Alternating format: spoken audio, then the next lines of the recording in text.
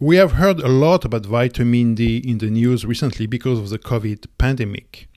Vitamin D, or vitamin D, depending on which side of the ocean you are from, is a very, very important vitamin. And I will keep on using vitamin just because I'm more used to saying vitamin rather than vitamin. That being said, vitamin D is a very, very important vitamin, and it is a lot more than just a vitamin. It is also a hormone, and it has a lot of immune regulatory properties. And we are going to explain what it is. But one thing to know right away is that over 1 billion people in the world are vitamin D deficient. It means they lack vitamin D. And we are going to explain also what deficiency means exactly.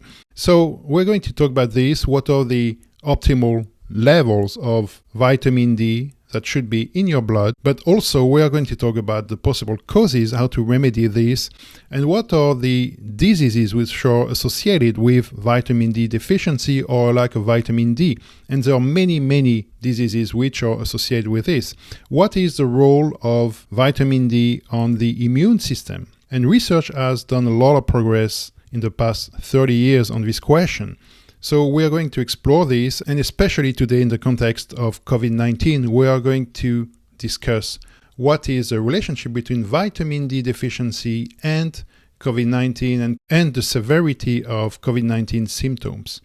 There is a lot of research which has been done in the last 2 years on this topic, so we're going to explore some of the latest data, some of the latest research on this topic, all of it scientific, factual, and oftentimes stuff you don't really hear in the news or in the media or anywhere else, in fact. So if you want to know more about vitamin D, all its properties, and how it affects your immune system, then you will really want to check these videos. Please consider subscribing to the channel, as there will be a lot more coming on vitamin D, but also other topics. And also let's start a discussion on this. I would be very interested actually to know the experience of people here regarding vitamin D. Have you talked about vitamin D supplements or ways to increase your vitamin D to your physician?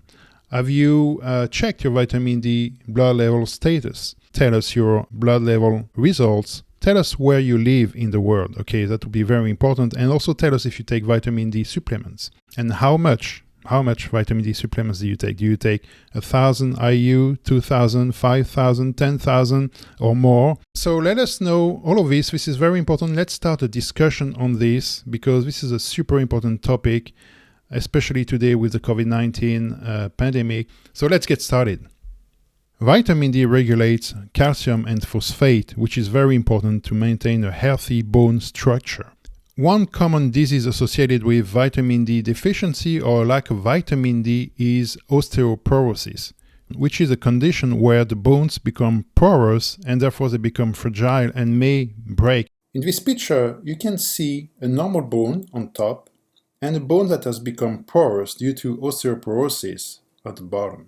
Once your bones have been weakened by osteoporosis, signs and symptoms might include back pain, caused by a fractured or collapsed vertebra, a loss of height, and bones that break much more easily than expected, and this often occurs at the hip or the wrist. Ricket, which is deformation of bones, is also a common disease associated with vitamin D deficiency.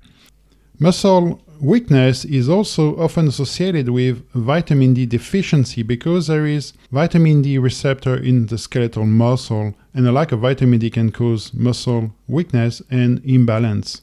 Another interesting fact that has become more studied over the last 2 decades is the association between vitamin D deficiency and psychosomatic disorders. For example, studies have shown that the likelihood of having depression in persons with vitamin D deficiency is significantly higher compared to those with vitamin D sufficiency. And there is now a lot of evidence linking low vitamin D to increased severity of COVID symptoms, including mortality. Many studies performed over the past year since the start of the pandemic have now shown that there is a clear correlation between vitamin D deficiency and COVID-19 mortality. For example, a study published in March 2021 shows a clear correlation in several European countries, as you can see in this graph. The countries which have the lowest rate of mortality or death due to COVID-19 are the countries where there is the least vitamin D deficiency. And the countries which have the highest amount of vitamin D deficiency actually have a much higher mortality rate. For example, the UK in this case is one of the highest in the mortality rates, and it is also one of the highest in terms of vitamin D deficiency in the population. The authors wrote that the correlation analysis showed that countries' prevalence of severe vitamin D deficiency is strongly and significantly correlated with COVID-19 death. Other studies have shown correlations between lack of vitamin D in specific groups of the population and a higher incidence of COVID cases and significantly higher mortality rates. However, vitamin D also has very important immunoregulatory properties. The research in the past 30-40 years has done a lot of progress on this topic, and we're going to talk about this, especially in the context of COVID-19 and other infections, respiratory infections, and also tuberculosis and even possibly cancers. Okay, so this is very, very important. We will see what the latest research tells us on these topics and also what are the causes of vitamin D deficiency and how we can fight it. How can we increase the amount of vitamin D in our blood? How can we make sure that we have an optimal vitamin D level all year long, which is very important, all year long, okay? And this is actually a very complex question as well. It is not as easy as going in the sun or taking vitamin D supplements. Of course, this helps and this should be done, but it is a lot more complex than this, and I will explain why, and also why many different people will react differently if they take the same amount of vitamin D or if they expose themselves in the same way to the sun, which seems to be counterintuitive, but I will explain the reason why. An important question, of course, is what are the causes of vitamin D deficiency and how can we increase the amount of vitamin D in our blood, circulating vitamin D? This is a very, very important question, and it is a very complex one, in fact. It is a lot more difficult to increase your vitamin D level than just taking some pills or going in the sun for 10 or 15 minutes every day. Different people will get different results if they do the same thing. I will explain the reasons why, and you will see it makes a lot of sense. And I will give you a number of answers here, but one thing to remember is that when it comes to vitamin D uptake and trying to increase the amount of vitamin D in your blood, there is simply no one size fits all.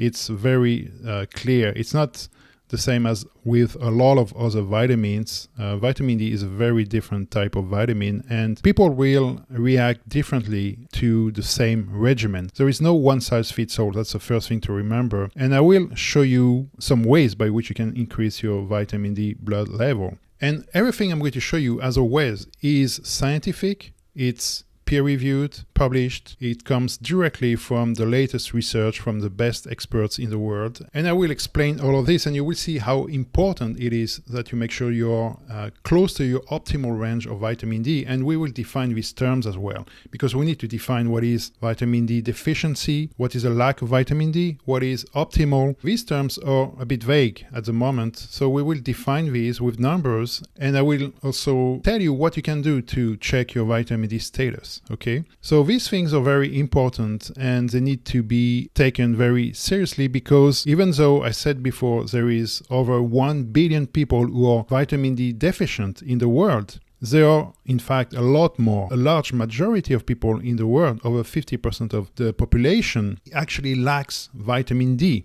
which means they are nowhere near their optimal level, and this has a lot of implications for a lot of diseases which are associated with vitamin D deficiency or lack of vitamin D. And we're going to explore these in the coming videos. Okay, so thanks a lot for watching this. If you liked this, please consider subscribing to the channel. There will be a lot more coming on vitamin D, but also other topics. And also let's start a discussion on this.